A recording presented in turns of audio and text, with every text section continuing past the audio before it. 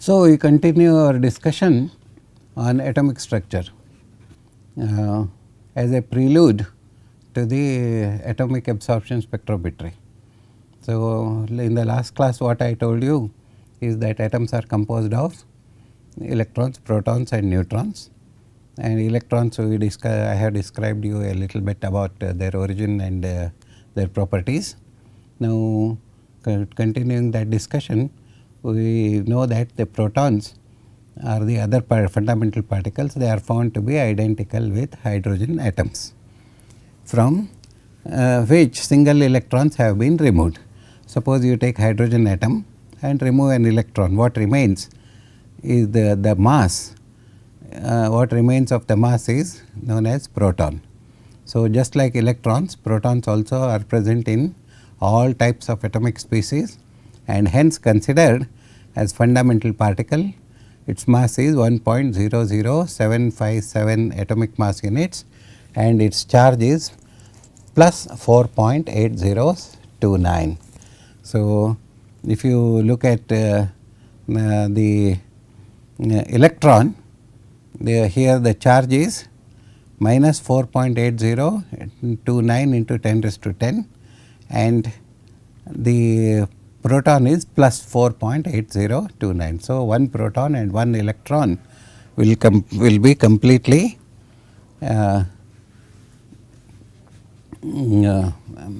neutralizing of the charge of each other. So, if I have hydrogen atom, I have one proton and one neutron, its total charge should be 0, that is neutral. So, the neutron bombardment of light elements such as lithium, beryllium, boron etc. with alpha particles yields penetrating radiation. If you take lithium, beryllium, boron etc., you bombard them with alpha particles, and what are alpha particles? Alpha particles are nothing but helium atoms. Okay. So, if you bombard such elements with helium, what we get is a sort of radiation that consists of neutral particles of approximately unit mass, that is the minimum mass, that is 1.00757 AMU according to this reaction. Suppose I have a beryllium with 9 protons and 4 electrons, 4 protons, 9 atomic mass. I hit them with helium containing 4 atomic mass and 2 charge, 2 atomic number. Then what I get is a carbon atom with 12 atomic mass and 6 atomic number. So, 9 plus 4 is 13 and here I am getting 12. So, the actual mass difference, whatever radiation I am getting out, should be having a mass of 1 and charge is 4 here, 2 here, 6 is here. So, the charge on this neutron particle is 0. So, such a particle having charge of 0 and mass of 1 atomic mass unit is known as neutron. So, these particles are known as neutrons. Atomic mass is same outside the nuclei, neutrons are unstable. That means, you cannot find neutrons around you. Over the years, a number of unstable particles have been found such as positron, neutrino, antineutrinos, mesons, and these are particles incapable of independent existence. That means, during nuclear reactions all these particles are formed and which have a very short existence, and however such particles are generated only under certain conditions. So, further these conditions form part of the advanced physics science belonging to advanced physics, and we are not going into the details because that is not relevant to our course on atomic absorption spectroscopy. So, further composite particles of hydrogen known as deuteron and doubly charged helium nucleus known as alpha particles, these are known to exist. That means, we have hydrogen containing one hydrogen, one proton and one electron, but also one proton and one neutron is also there, that is known as deuteron, and doubly charged helium also is available. So, like that the atomic mass may be different, but atomic number is same, electron number of electrons are same. So, these are known as composite particles, composite elements or isotopes. Very similar familiar word is isotopes. So, Rontgen's experiments on the bombardment of a target with cathode rays, that is electrons, yielded a highly penetrating radiation of shorter wavelength, which he called X-rays. These are the part of electromagnetic radiation, and for the first time he generated X-rays when he bombarded a metal atom, piece of metal with electrons, cathode rays. So, such radiation is due to the energy released when an inner electron is released and other electrons drop into the vacant slots. So, the characteristics of X-rays are having still shorter wavelength than the electrons. Therefore, an atom is believed to consist of two parts, that is a positively charged nucleus which is small in size. The size is approximately 10 raised to minus 12 centimeter and comparatively heavy. So, there is an extranuclear arrangement of loosely bound electrons going around the nucleus in a space of about 10 raised to minus 8 centimeter and diffuse in character. That means, all the electrons belonging to an atom are spread in an area, in a spherical area of about 10 raised to minus 8 centimeter from the nucleus. So, the nucleus governs the physical properties of the element, and the extranuclear structure is considered as responsible for the chemical properties of the element. So, the electronic reactions lead to chemical reactions, chemical properties, and the nucleus governs the physical properties such as weight, charge, etc. So, the former is used as a bombarding particle, and the latter is a product of radioactive decay. So, unstable particles and composite particles do not have any role in the ultimate composition of the matter. That means, mesons and positrons etc. do not have any role in the ultimate composition of the matter, because they are all formed only during particular conditions, specific high energy conditions. So, in day to day life they do not have a role in the normal chemical reactions of the metals and compounds and elements etc. So, now that brings us to the modern atomic theory. So, this is basically a sort of acquired a mathematical character, and several physical and chemical characteristics can be derived from our current understanding of the atomic structure. In simple terms, the structure is based on Rutherford's model, which states that the atom consists of large portion of unoccupied space around it, but populated by revolving electrons. That means, again here we make a distinction that according to the Rutherford's theory, the electrons are not located in a particular space around the nucleus, but they are in a state of constant motion around the positively charged relatively stable nuclear mass, that is known as nucleus. So, the nucleus essentially contains protons and neutrons. So, protons are positively charged, neutrons are not charged, they are neutral particles. So, what is the atomic nuclei do? So, protons and neutrons constitute the weight of the element basically. So, the mass number is the whole number closest to the magnitude of the actual weight in terms of AMU, atomic mass unit. So, one atomic mass unit is nothing but 1 proton, weight of the proton. Since neutron and proton differ only by unit charge, but not the mass, we say that neutron, you add an electron to the neutron, you get a proton, you subtract an electron from the neutron, from the proton you get a neutron. So, there should be some sort of equilibrium between the neutrons and protons. There may be chemical reactions, there may be electronic transition reactions taking place under special circumstances, which will convert protons and neutrons in a given substance. One proton may become a neutron, and at the same time another neutron becomes a proton. So, the total charge of the atom remains constant. So, this equation which I am showing you on the screen represents an oversimplified case actually. The small masses of electron and positron forbid their functioning in such reactions. So, it is again a sort of simplified view.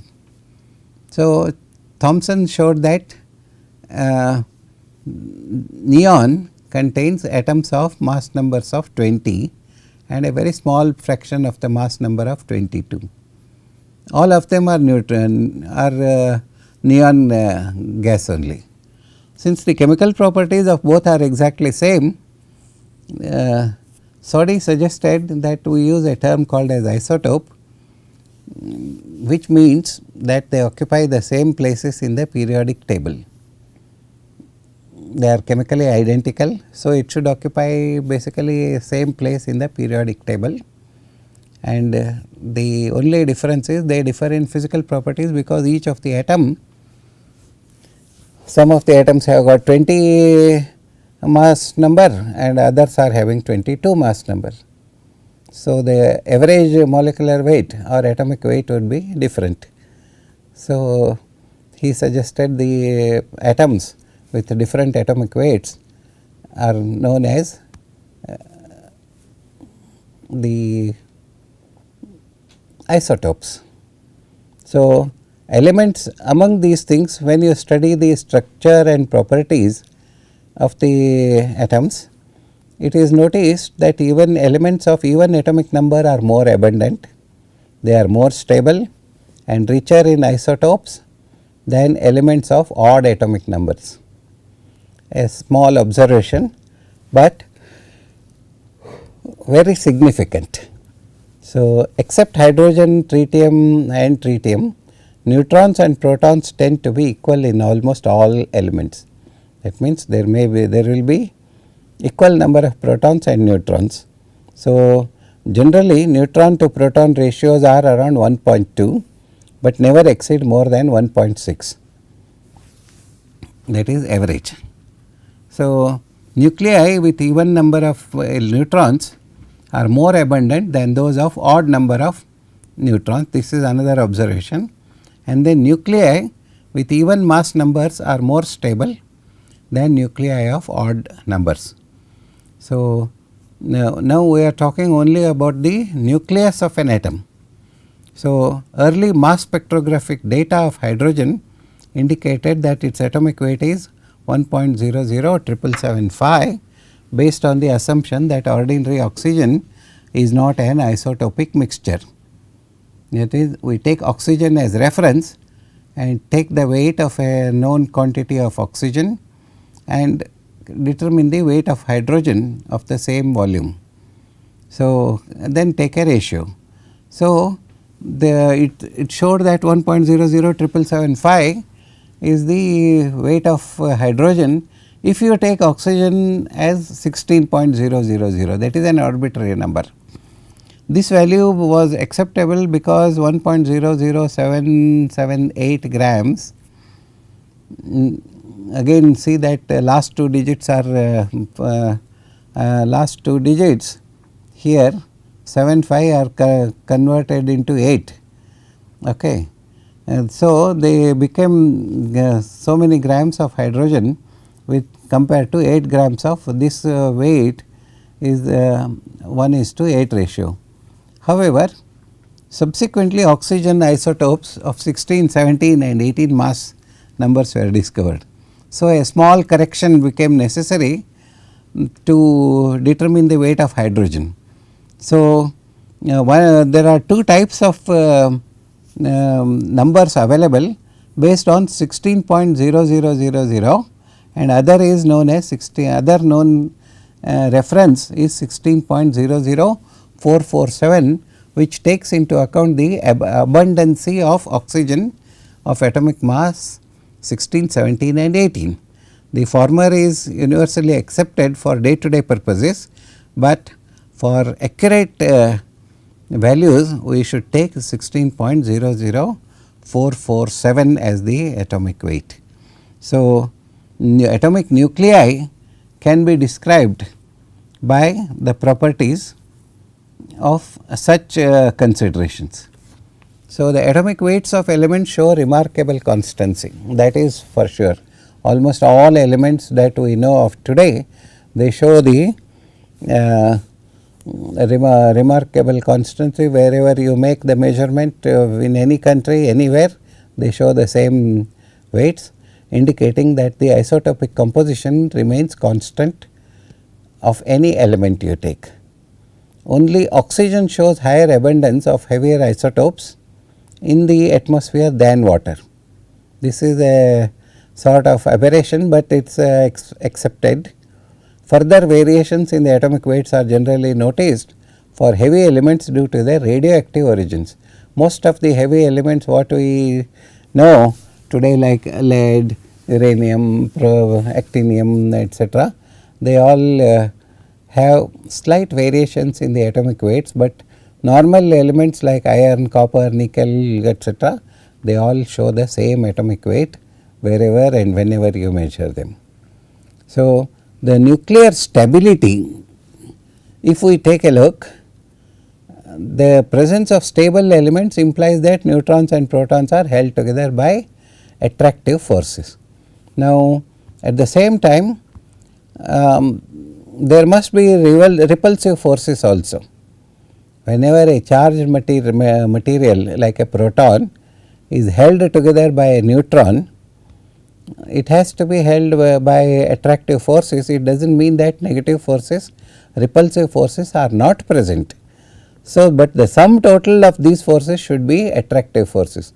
Suppose there are 20 protons and 20 neutrons and they are held together, it is neutral, but still the to be held together attractive force should be greater than the repulsive force, that is logical. So, the energy exchanges between protons and neutrons would be maximum when both of them are equal. So, neutron to proton ratio should be unity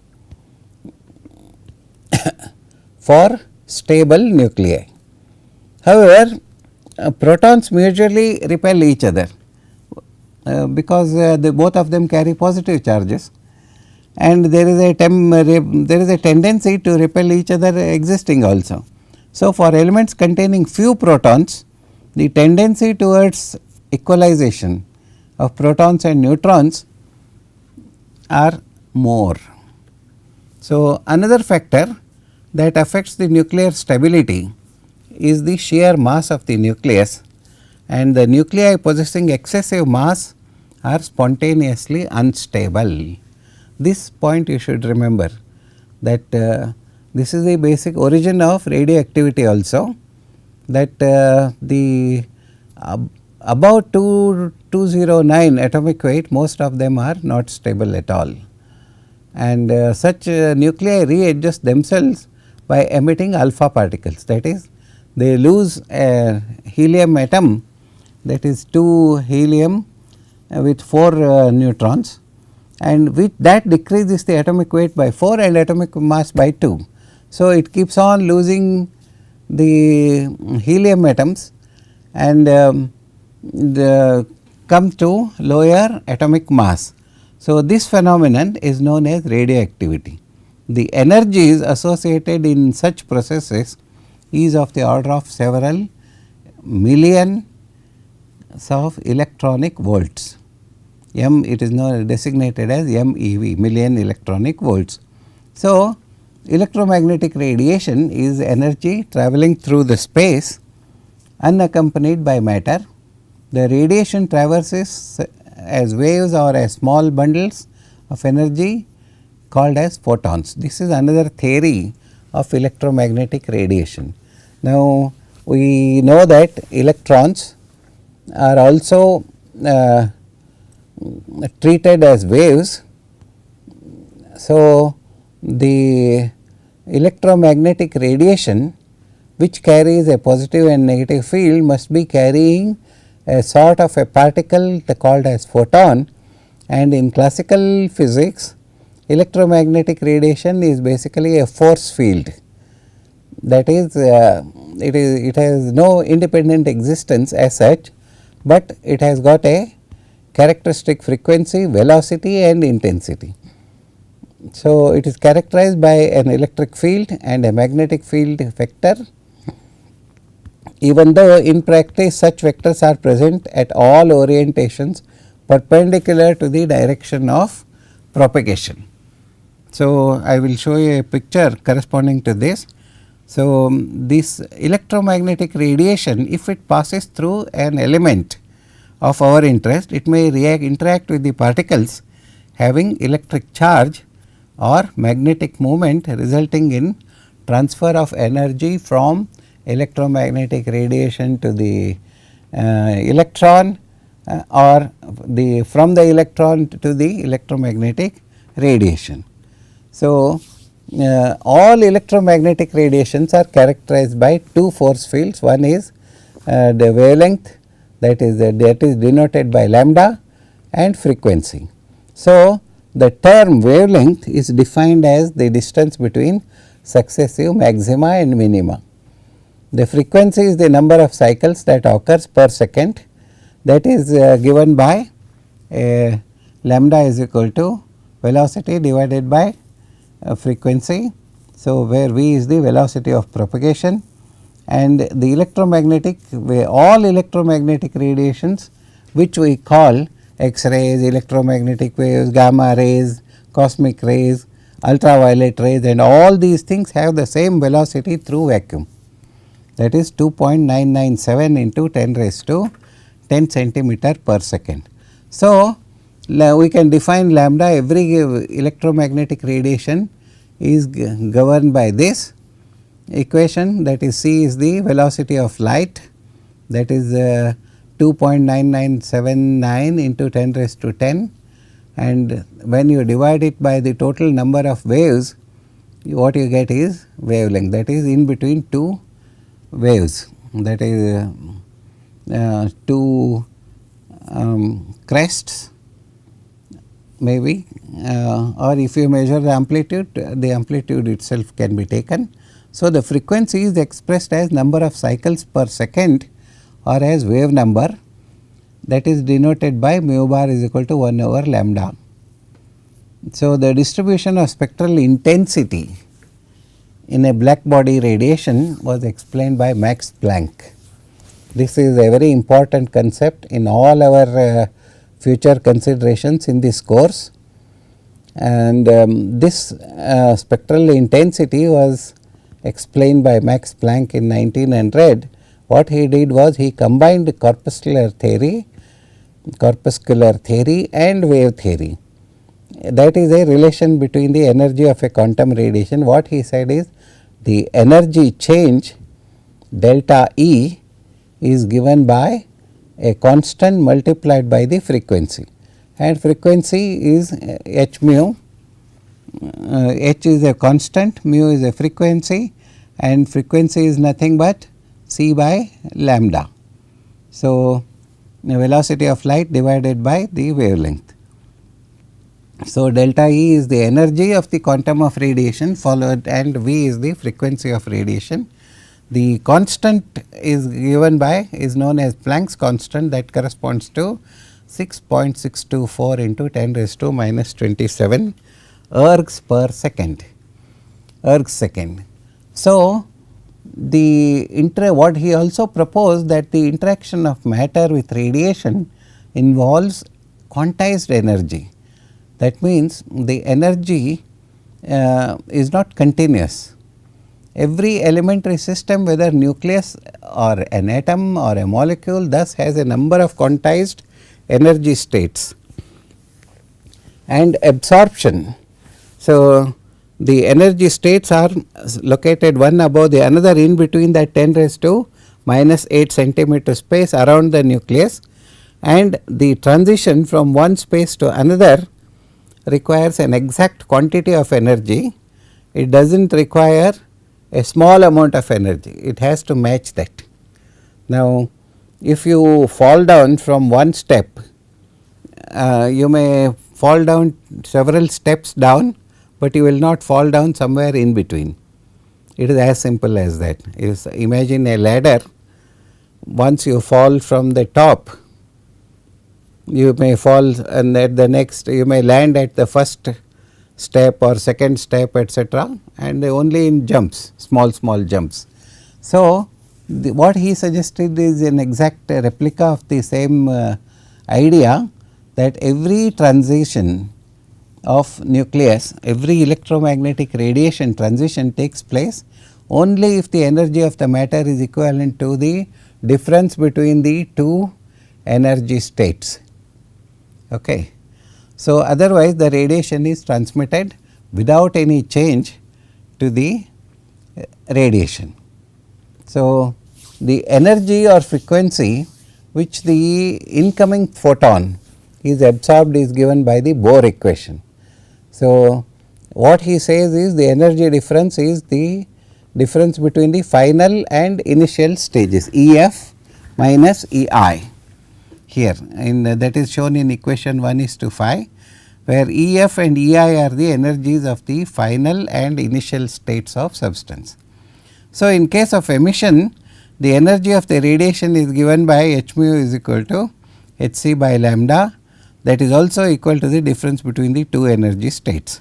So, in actual practice, whenever a radiation of multiple frequency interacts with the matter, part of it may be used in absorption, part of it may be used in emission, and part of it may be used in reflection, part of it may be in refraction, diffraction, scattering, and so many other possibilities that can take place, but all of them in quantized format.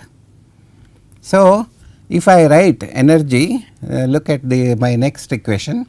If I write total energy of a given system is the sum of absorbed energy, emitted energy, and then reflected energy, refracted energy, and then diffracted energy, scattered energy, etc., etc., etc. So, various types of quantized energy changes that occur in each region of the spectrum and the magnitude of energies involved have been traditionally used for a variety of spectrochemical techniques. This is the fundamental basis of all spectroscopic techniques, including atomic absorption, which we are going to study in detail. So, the energy ranges are generally classified as different parts of electromagnetic radiation, that is gamma rays, X rays, UV visible rays, infrared, microwaves, and radio frequency rays, etc. So, the absorption of radiation occurring at different wavelengths and the associated spectroscopic techniques I am presenting to you in the table here.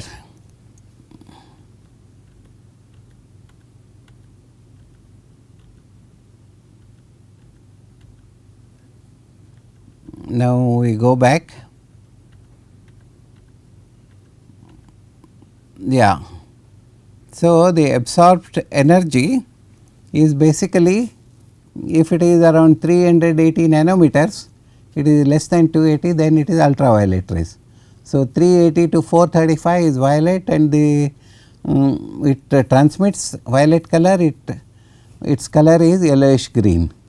So, similarly, if you look at other wavelength ranges of 380 to 435, 435 to 480 is blue, but it looks yellow, orange, and then 480 to 490 looks orange, but it transmits greenish blue, like that. Part of it is absorbed. What is not absorbed is what looks to you, that is a substance that is absorbing, transmitting bluish green will absorb all other radiation that looks reddish.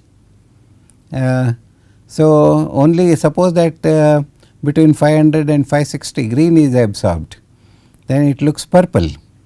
You take a see, in general visible absorption, visible radiation is basically a combination of rainbow colors, that is Vibgyor, violet, indigo, blue, green, red, etc.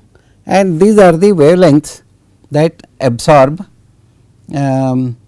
the radiations, and they look different in different ranges. So,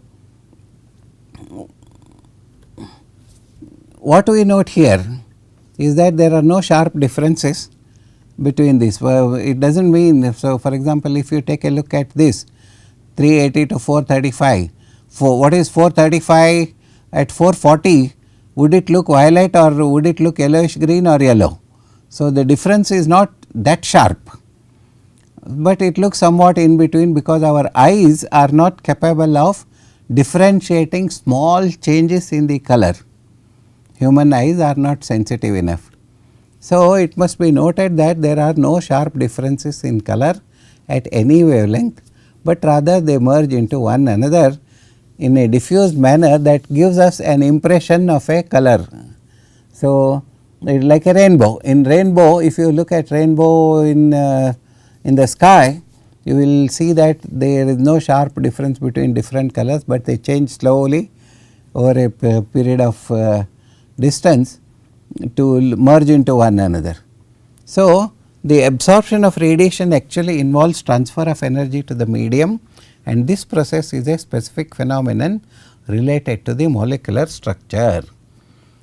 So, again we are trying to correlate the absorption of electromagnetic radiation to the molecular structure and atomic structure.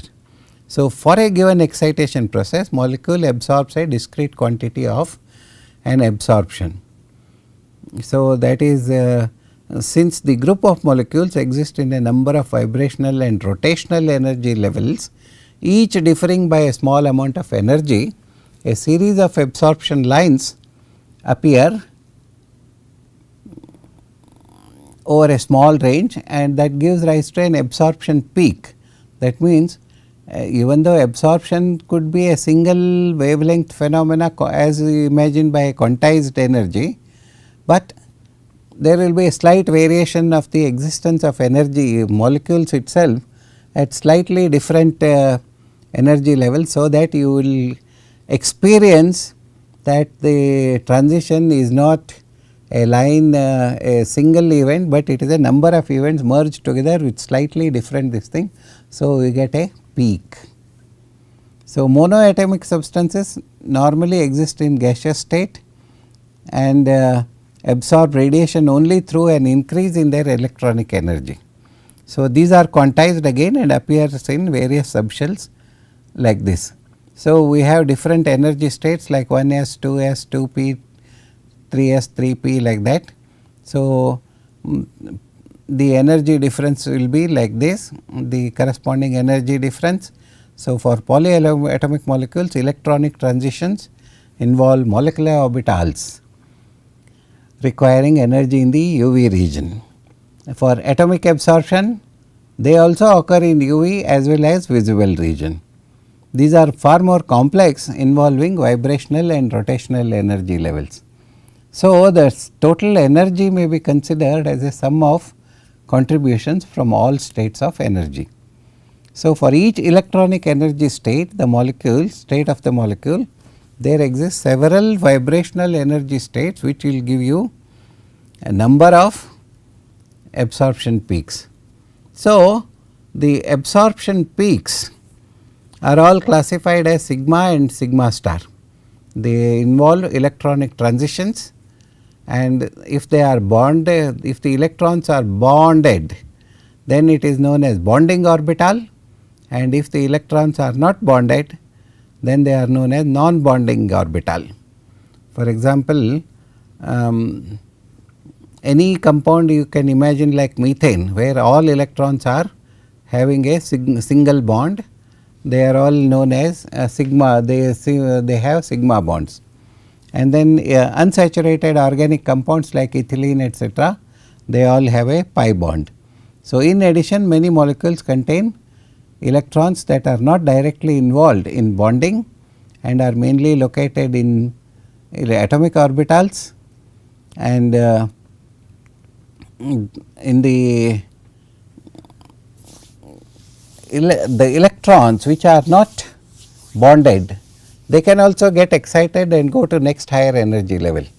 So, such for sigma bonding there are sigma star excited level, for pi bonding there are pi star one, but for non bonded electrons which we designated as N, which are present in elements like oxygen, nitrogen, sulfur etc., the non bonded electrons, where do they go when they go to excited state? They either reach pi star or sigma star. So, we are talking about molecular orbitals, not atomic orbitals. So, saturated hydrocarbons etc., alcohols, chlorides, iodides, saturated aldehydes, ketones, all these things involve large amounts of energy ranging from 35.71 kilocalories in the visible range to several hundred kilocalories in the ultraviolet. So, molecular transitions take place in this region. So, each electronic level is associated with several vibrational modes, but maximum population is at 0 level. Consequently, absorption arising out of this transition will be most intense. This tendency is enhanced in the liquid state, where the vibrations are further dampened by intermolecular forces or interactions. Thus, a broad absorption band results.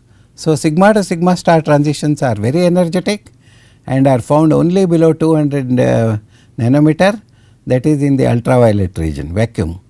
Compounds in which all valence electrons are there would be undergoing this type of transitions. So, we will stop our discussion about the atomic structure right now, and in the next class we will see how the transitions will take place in UV and visible region depending upon the atomic and molecular structure. So, thank you very much. We will continue our discussion in the next class.